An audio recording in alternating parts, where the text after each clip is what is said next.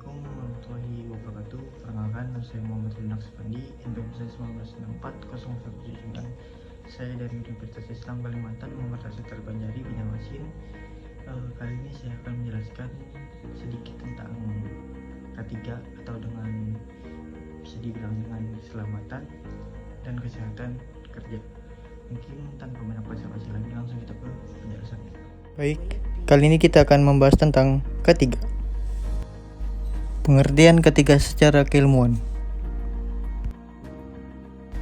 K3 adalah sebuah ilmu pengetahuan dan penerapannya dalam upaya pencegahan terjadinya kecelakaan pada saat kerja. K3 dapat juga diartikan sebagai suatu bidang yang terkait dengan kesehatan, keselamatan, dan kesejahteraan manusia yang bekerja di sebuah institusi atau proyek. Pengertian K3 secara filosofis. Secara filosofis, K3 dapat juga diartikan sebagai suatu pemikiran atau upaya untuk menjamin keutuhan dan kemampuan jasmani maupun rohani.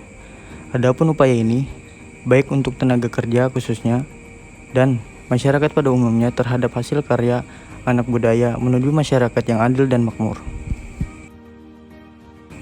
Tujuan dari K3. Yang pertama, agar setiap pegawai mendapat jaminan keselamatan dan kesehatan kerja baik secara fisik, sosial, dan psikologis. Yang kedua, agar setiap perlengkapan dan peralatan kerja digunakan sebaik-baiknya selektif mungkin. Yang ketiga, agar semua hasil produksi dipelihara keamanannya. Yang keempat, agar adanya jaminan atas pemeliharaan dan peningkatan kesehatan gizi pegawai. Yang kelima, agar meningkatnya kegairahan, keserasian kerja, dan partisipasi kerja.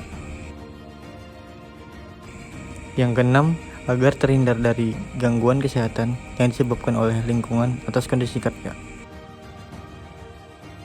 Dan yang terakhir, 7, agar setiap pegawai merasa aman dan terlindungi dalam bekerja. Secara umum, ada 3 faktor yang mendorong pentingnya penerapan K3 di suatu perusahaan. Yang pertama, alasan perikemanusiaan. Perusahaan melakukan berbagai cara untuk mencegah terjadinya kecelakaan kerja dan menjamin keselamatan kerja karyawan atas dasar perikemanusiaan. Hal ini untuk mengurangi rasa sakit atau luka yang timbul akibat bekerja, baik yang diderita karyawan atau yang mempengaruhi keluarganya. Yang kedua, mematuhi peraturan perundang-undangan. Negara menetapkan berbagai payung hukum yang mencakup pelaksanaan keselamatan dan kesehatan kerja dalam kegiatan usaha, baik dalam undang-undang, peraturan pemerintah, peraturan menteri, keputusan menteri, instruksi menteri, hingga surat edaran. Perusahaan yang tidak mematuhi berbagai peraturan tersebut akan mendapatkan sanksi. Kecelakaan kerja akan berdampak pada pengeluaran yang cukup besar oleh perusahaan. Karena itu, perusahaan perlu mempraktikkan K3 untuk mencegah terjadinya kecelakaan dalam kegiatan usahanya sehingga menghindar terjadinya pengeluaran besar atau bahkan kerugian. Kesimpulan. Keselamatan kerja merupakan salah satu aspek perlindungan tenaga kerja dengan cara penerapan teknologi pengendalian segala aspek yang berpotensi membahayakan para pekerja. Pengendalian juga ditunjukkan kepada sumber yang berpotensi menimbulkan penyakit akibat dari jenis pekerjaan tersebut, mencegah kecelakaan, dan penyelesaian peralatan atau mesin, instrumen, dan karakteristik manusia yang menjalankan pekerjaan tersebut, maupun orang-orang yang berada di sekelilingnya.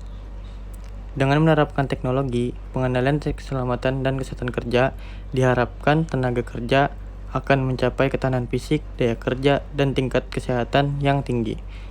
Di samping itu, keselamatan dan kesehatan kerja dapat diharapkan untuk menciptakan kenyamanan kerja dan keselamatan kerja yang tinggi.